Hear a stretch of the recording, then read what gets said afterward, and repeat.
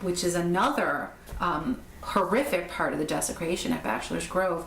By the 1960s, early 1960s, or even late 1950s, people were digging up graves at Bachelors Grove. This is really almost unheard of across the United States at that time. This was just not something that was done, and we still don't quite know what the motivation was for this particularly gruesome kind of desecration. During that time, there was a board of trustees that was active at Bachelors Grove, and it was led by members of the Fulton family. Visitors to Bachelors Grove always, of course, know the Fulton stone, the largest stone that's still standing. There are many members of the Fulton family that are buried there today, and they were one of the most influential families in the history of the area and are still very influential in Tinley Park.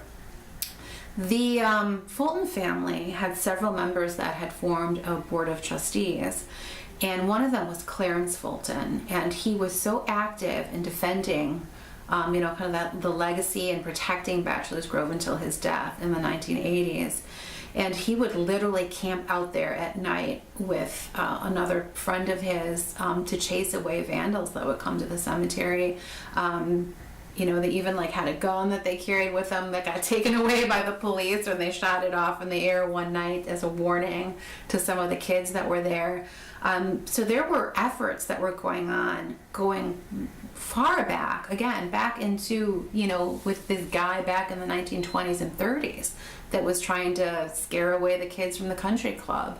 There were so many efforts to keep this vandalism from happening, and it just keeps going on and on. Even just a couple of weeks ago, we had tombstones that were spray painted at Bachelors Grove, and there doesn't seem to be any rhyme or reason to it. There are periods where it escalates, there are periods when it ebbs, and it doesn't seem to be tied to the levels of interest in Bachelors Grove. At some of the times when people have the most interest in the cemetery, there's the least vandalism, the least desecration, and then when there are quieter periods, then desecration will occur again.